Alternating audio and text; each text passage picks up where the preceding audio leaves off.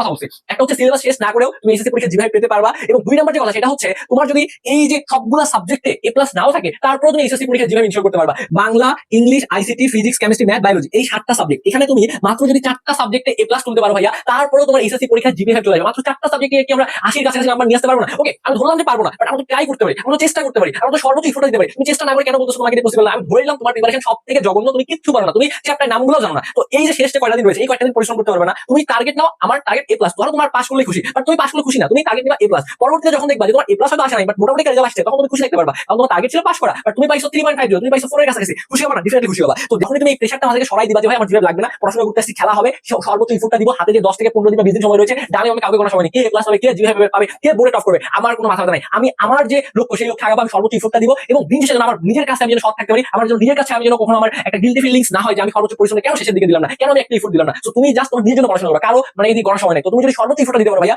এখনো তোমার হাতে একটা ভালো রেজাল্ট করা পসিবল। এখন হয়তো তুমি কোনো একটা দিন পড়াশোনা করো নাই, হয়তো তুমি পড়াশোনা শুরু করছিলে, হয়তো তোমার 2-1 দিন পড়াশোনা গ্যাপ পড়ে গিয়েছে, ডাজেন্ট ম্যাটার। আমাদের সাথে যাই ঘটুক না কেন, এগুলো ছোট ছোট আমাদের লাইফের একটা পার্ট। সো আমি একদিন খারাপ কাজ করছি, আমি একদিন পড়াশোনা করিনি, এই জন্য যে আমার সামনের সবগুলো অপরচুনিটি শেষ হয়ে গিয়েছে, এইটা কোনো কথা হইতে পারে না। আগে এইচএসসি 26 ব্যাচ, তোমাদের যাদের এখনো সিলেবাস শেষ হয়নি ভাইয়া, বিশ্বাস করো তোমাদের হাতে এখনো সুযোগ রয়েছে, তোমাদের হাতে এখনো সম্ভাবনা রয়েছে। তুমি যদি বিশ্বাস করতে পারো, তুমি যদি পরিশ্রম করতে পারো ভাইয়া, তাহলে এই শেষ সময়টা পরিশ্রম করেও একটা ভালো রেজাল্ট করা সম্ভব। আজকের ভিডিওতে মেইনলি কথা বলার চেষ্টা করব যাদের এখনো সম্পূর্ণ সিলেবাস শেষ হয় নাই। তুমি সম্পূর্ণ সিলেবাস শেষ না করেও কিভাবে এইচএসসি পরীক্ষায় একটা ভালো রেজাল্ট করতে পারো ভাইয়া, সেই বিষয়ে আজকে এ টু জেড একটা গাইডলাইন তোমাকে দেওয়ার চেষ্টা করব। তুমি যদি আজকের এই ভিডিওটা শুরু থেকে শেষ পর্যন্ত দেখতে পারো ভাইয়া, আমি আশা করছি তুমি এখান থেকে অনেক বেশি উপকৃত হবা। দেখো ভাইয়া, মানুষ চাইলে কিন্তু যে কোনো কিছু করে ফেলতে পারে, মানুষ চাইলে 10 দিনেও অনেক কিছু করে ফেলা সম্ভব। তো তুমি কেন হতাশ হচ্ছ, তুমি কেন ডিপ্রেশনে পড়ছো যে ভাই আমার এখনো সিলেবাস শেষ হয়নি? আমি তো তোমাকে বললামই যে তোমার সম্পূর্ণ সিলেবাস শেষ না করেও তুমি এইচএসসি পরীক্ষায় জিপিএ 5 এর মতো একটা ভালো রেজাল্ট করতে পারবা। জাস্ট তোমাকে সেই জিনিসটা বিশ্বাস করতে হবে। মানুষ চেষ্টা ব্যতীত কোনো কিছুই পাবে না, এবং মানুষ যে জিনিসটা বিশ্বাস করে, যে জিনিসটা সে পেতে চায়, যে জিনিসটা পাওয়ার জন্য সে পরিশ্রম করে, মানুষ কিন্তু আলটিমেটলি সেই জিনিসটাই পায়। তো তোমার হাতে এই যে ভাই শেষ যে কয়েকটা দিন সময় রয়েছে, আমি যদি একটু তোমাকে ভালো মতো বুঝাই, যে আজকে যখন তুমি ভিডিও দেখতেছো তখন হতে পারে 12 তারিখ অথবা 13 তারিখ, আমি ধরে নিচ্ছি যেহেতু আমি 12 তারিখ ভিডিওটা তোমাদেরকে দিচ্ছি, তাহলে এই যে 12 তারিখ থেকে শুরু করে এই 30 তারিখ পর্যন্ত এই যে সময়টা তোমার হাতে রয়েছে, তুমি যদি এই সময়টা ভাইয়া চেষ্টা করতে পারো, ডেফিনেটলি একটা ভালো রেজাল্ট করা সম্ভব। জাস্ট তোমাকে সেই প্যাটার্নে আগাতে হবে, তোমার লক্ষ্য অনুযায়ী তোমাকে আগাতে হবে, তোমাকে একটা জেদ লাগবে, ঠিক আছে? জাস্ট তোমার দুইটা জিনিস এই মুহূর্তে প্রয়োজন, একটা হচ্ছে জেদ, তোমার জেদ লাগবে, এবং তোমার সাথে পরিশ্রম থাকতে হবে। তোমার যদি এই জেদ এবং পরিশ্রম থাকে, তাহলে ডেফিনেটলি তুমি এই কয়েকটা দিন পড়াশোনা করে ভালো রেজাল্ট করতে পারবে। এখন হয়তোবা তুমি কোনো একটা দিন পড়াশোনা করো নাই, হয়তোবা তুমি পড়াশোনা শুরু করছিলে, হয়তোবা তোমার 2-1 দিন পড়াশোনা গ্যাপ পড়ে গিয়েছে, ডাজেন্ট ম্যাটার। আমাদের সাথে যাই ঘটুক না কেন, এইগুলো ছোট ছোট আমাদের লাইফের একটা পার্ট। সো আমি একদিন খারাপ কাজ করছি, আমি একদিন পড়াশোনা করিনি, এই জন্য যে আমার সামনের সবগুলো অপরচুনিটি শেষ হয়ে গিয়েছে, এইটা কোনো কথা হইতে পারে না। আগে যা হয়েছে হয়েছে, পাস্ট আমার কখনো মনে করা যাবে না। যেটা হয়েছে হয়েছে, আজকে থেকে যে সময়টা রয়েছে, এই সময়টা আমাকে পরিশ্রম করতে হবে, আমাকে হার্ডওয়ার্ক করতে হবে, এবং আমার জিপে ভাই আমাকে সিনিয়ে আনতে হবে। তুমি যদি বিশ্বাস করো, তোমার নিজেকে ধরো যে মডিফাই করতে হবে, নিজেকেই তোমার ভিতর থেকে একটা জিনিস বুঝাইতে হবে যে ভাই আমাকে পরীক্ষায় বসতে হবে, আমাকে একটা ভালো রেজাল্ট করতে হবে, এবং আমি যে পারি এটা আমার সব থেকে বেশি মানে বড় শক্তি আমাকে দিবে। এখন আমার হয়তো সিলেবাস বাকি থাকতে পারে, আমার হয়তো পড়াশোনায় গ্যাপ থাকতে পারে, এটা শুধু তোমার না, যারা এইচএসসি পরীক্ষা অংশগ্রহণ করবে তাদের মধ্যে ম্যাক্সিমাম শিক্ষার্থীর সিলেবাস পূর্ণাঙ্গ সিলেবাস শেষ হবে না, তাদের মধ্যে অনেক শিক্ষার্থীর সিলেবাস বাকি থাকবে, বাট তারপর তারা ভালো রেজাল্ট করতে পারবে জাস্ট বিকজ তাদের মধ্যে কনফিডেন্স থাকবে, জাস্ট বিকজ তাদের মধ্যে একটা মানে ব্যাপার থাকবে যে আমি তো পড়াশোনা করে আসছি, যা পড়ে আসছি ওইটা দিয়ে আমাকে এ প্লাস পাইতে হবে, আমাকে স্যারকে বুঝাইতে হবে যে স্যার আমি পারি, আমাকে এ প্লাস দেওয়া লাগবে। সো এরকম একটা অ্যাটিটিউড তোমার মধ্যে যদি থাকে, এবং তোমার যদি কনফিডেন্স লেভেলটা থাকে, তাহলে তুমি ভালো করতে পারবা। এবং তোমার যদি কনফিডেন্স লেভেলটা উইক থাকে ভাইয়া, তাহলে অনেক সময় ভালো প্রিপারেশন নিয়েও কিন্তু তুমি এইচএসসি পরীক্ষা ভালো করতে পারবে না। সো এই কনফিডেন্স লেভেলটা কিন্তু আমাদের জন্য অনেক বেশি ইম্পর্টেন্ট। এবং তোমাকে এই সময়টা আমি জাস্ট ছোট্ট কয়েকটা টিপস আমি তোমার সাথে শেয়ার করতে চাচ্ছি, যে এই যে যারা ভালো স্টুডেন্ট বলি, বা যারা বলি যে প্রিপারেশন ভালো, বা যাদের বলি যে প্রিপারেশন খারাপ, এই ব্যাপারটা আসলে কি, তোমাকে আমি একদম সত্যি কথা বলি, একটা ভালো স্টুডেন্ট আর একটা খারাপ স্টুডেন্টের মধ্যে পার্থক্য কোন জায়গায় তুমি কি জানো? এই যে খারাপ যে স্টুডেন্টটা বা যে ভালো যে স্টুডেন্টটা, এদের পার্থক্য হচ্ছে মেইনলি এই ভালো স্টুডেন্ট এ পড়াশোনা করে, এ পরিশ্রম করে, ভালো স্টুডেন্ট, আর এ পড়াশোনা করে না জাস্ট বিকজ এ হচ্ছে খারাপ স্টুডেন্ট। একটা ভালো স্টুডেন্ট চিন্তা করে যে আজকে আমি 10 ঘন্টা পড়াশোনা করছি, কালকে আমি 11 ঘন্টা পড়াশোনা করবো, এরপর আমি 11 ঘন্টা 10 মিনিট পড়াশোনা করবো।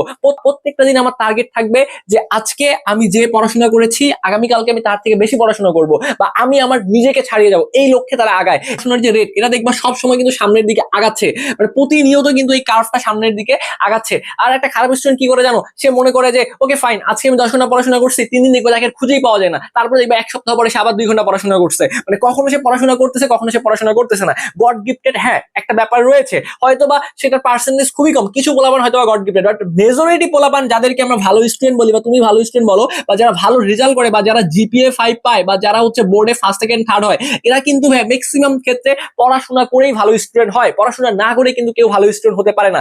যে পড়াশোনা বেশি করবে সেই ভালো স্টুডেন্ট, যে পড়াশোনা করবে না সে ভালো স্টুডেন্ট না, সে পাবে না। সো এখন আমাদেরকে এই ভালো খারাপ বা আমার সিলেবাস শেষ হয় নাই এসবের দিকে তাকানোর আমার কোনো অপশন নাই।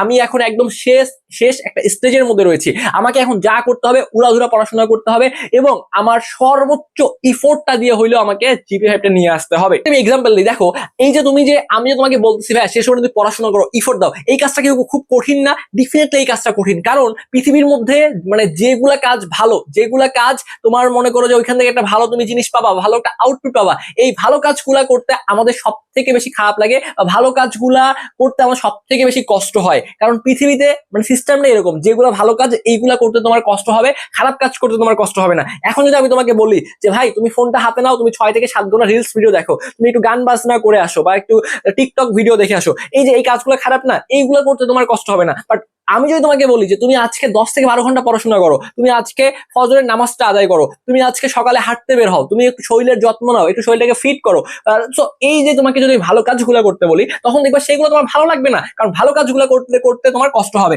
তো এই যে ভাই আমরা যে আমাদের রেজাল্টটাকে ভালো করতে চাচ্ছি, তাহলে এই ভালো কাজটা যে করতে চাচ্ছি, এই ভালো কাজটা করতে গেলে কি আমাদের একটু কষ্ট হবে না? এটা কি আমাদের মেনে নিতে হবে না? বা আমাদেরকে এই শেষ সময়টা একটু ইফোর্ট দেওয়া প্রয়োজন না? আমরা সারা বছর হয়তো পড়াশোনা করি নাই, বাট এই যে শেষের যে সময়টা, এই সময়টা যদি পড়াশোনা না করি ভাইয়া, দিন শেষে আমাদের একটা আফসোস কাজ করবে। সো তোমার এখন এই মোমেন্টে যারা আমার ভিডিও দেখতেছো, একটা জিনিস রিকোয়েস্ট করব, এই যে তোমার যে রেজাল্ট জিপিএ 5, এই জিপিএ 5 না পাইলেই তোমার জীবন ধ্বংস, বা জিপিএ 5 না পাইলেই যে তুমি লাইফে ভালো কিছু করতে পারবে না, এই একটা কথা যদি মাথা থেকে বের করতে পারো তাহলে তুমি লাইফে অনেক ভালো কিছু করতে পারবা। আমার অনেক ফ্রেন্ডকে দেখছি যারা জিপিএ 5 পেয়েও কোনো একটা পাবলিক বিশ্ববিদ্যালয়ে চান্স পায় নাই, বা আমার অনেক ফ্রেন্ডকেই দেখছি যারা এই জিপিএ 5 না পেয়েও তারা পাবলিক বিশ্ববিদ্যালয় বলো এবং অনেক ভালো ভালো জায়গায় চান্স পেয়েছে, বা লাইফে অনেক ভালো ভালো কিছু করেছে। তো আসলে আলটিমেটলি জীবনের লক্ষ্য হওয়া উচিত আমাদের যে আমাকে আজকের যে অবস্থানটা, এই অবস্থানের পরিবর্তন করতে হবে, আমাকে সামনে ভালো কিছু করতে হবে।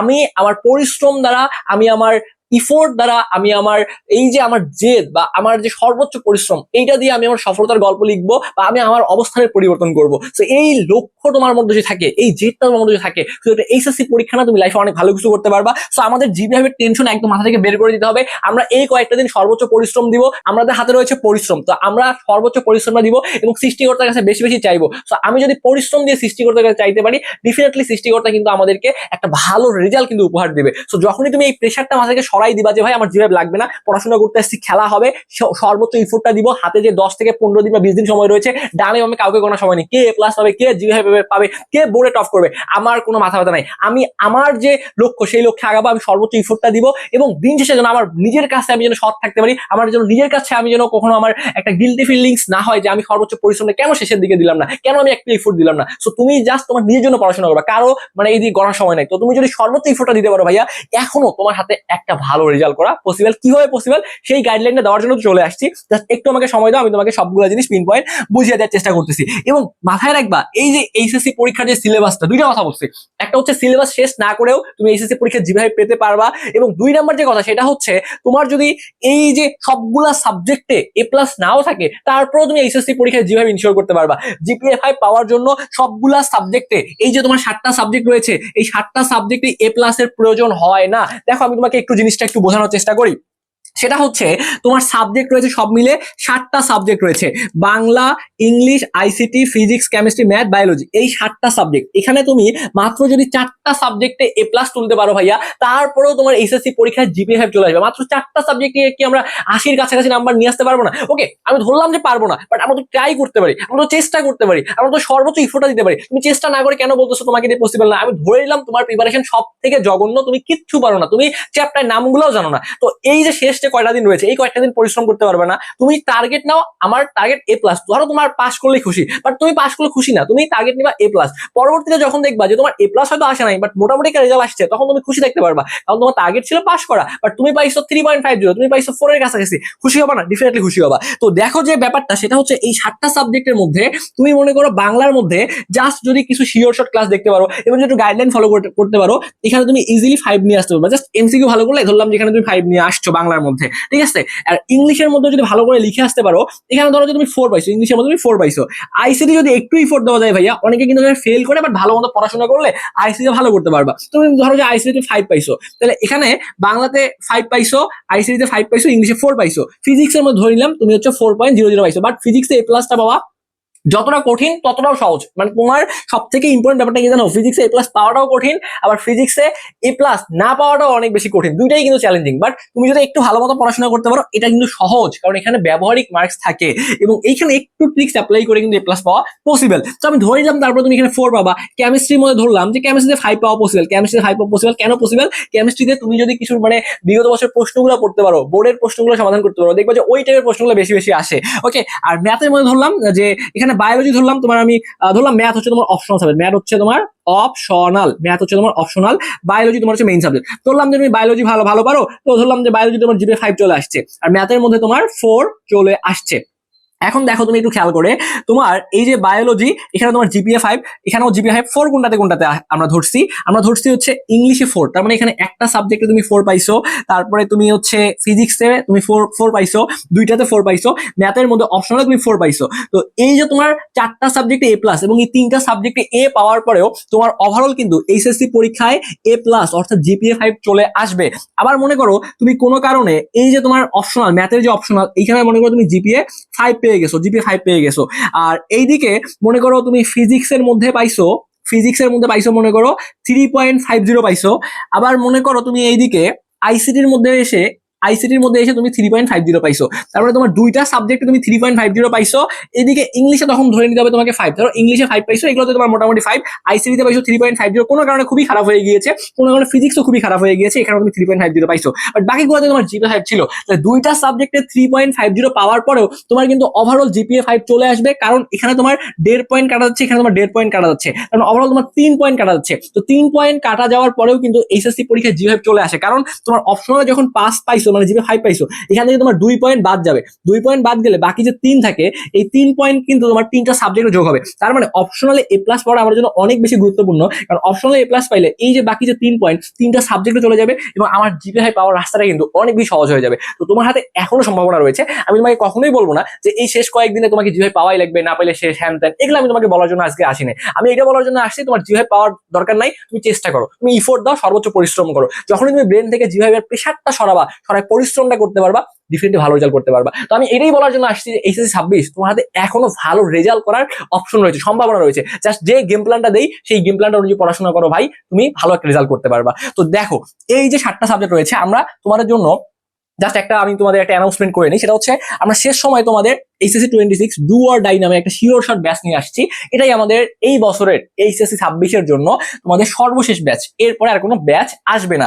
এই সর্বশেষ ব্যাচটায় আমরা কি পড়াবো দেখো, এইখানে আমাদের টার্গেট থাকবে যে ওভারঅল সবগুলো সাবজেক্ট প্রথম কথা হচ্ছে গাইডলাইন দিব। তাই শুধু কি গাইডলাইন দেওয়ার জন্য ভর্তি হবো এখানে? না, শুধু গাইডলাইনের জন্য এখানে ভর্তি হবে না, এখানে তোমার সাজেশন ক্লাস পাবা। কিসের সাজেশন ক্লাস পাবা? দেখো আমাদের অলরেডি 26 জন্য একটা কোর্স চলতেছে, যেখানে আমরা বিভিন্ন ফরম্যাটে ক্লাসগুলো দিয়েছি, বেসিক অনেক পড়াইছি, ঠিক আছে। তো শেষ সময় আসলে কিছু ব্যাপার অনেক গুরুত্বপূর্ণ, সেটা হচ্ছে এমসিকিউ এবং সিকিউ, সেটা হচ্ছে বোর্ডের প্রশ্নগুলোর আলোকে, যেন আমার বেসিক যদি একবারও খারাপ থাকে, বাট তোমাকে এমন কিছু জিনিস মাথায় দেওয়া লাগবে, ওই জিনিসটা যদি আমি তোমাকে দেই, তুমি যেন বোর্ডের এমসিকিউ সিকিউ সমাধান করে আসতে পারো। সো এই জন্যই মেইনলি এই ব্যাচটা আমরা নতুন করে খুলেছি। আজকে 12 জুন থেকে ক্লাস শুরু হবে, সর্বশেষ ব্যাচ। এই জায়গার মধ্যে দেখো ফিজিক্সের আমরা পড়াবো এমসিকিউ এবং সিকিউ তোমাদের সাজেশন আকারে, অর্থাৎ ফিজিক্সের পুরো বই থেকে যে এমসিকিউ গুলো আসতে পারে সেগুলো তুমি সলভ করতে পারবা। ভাই আমার তো বেসিক নাই, ভাই আমি তো চ্যাপ্টারের কন্টেন্ট গুলো আগে জীবনে পাইনি, পারবো? হ্যাঁ, কেন পারবা? ডেফিনেটলি তুমি পারবা, জাস্ট একটা কারণেই পারবা, আমরা তোমাকে এমন ভাবে পড়াবো ওই সাজেশনটায় যাওয়ার আগে যেন তুমি ওগুলো বুঝতে পারো, তুমি ধরতে পারো এবং ওই টাইপের প্রশ্নগুলোর জন্য তুমি পারো। সো এই জন্যই কিন্তু আমাদের সর্বশেষ একটা ব্যাচ।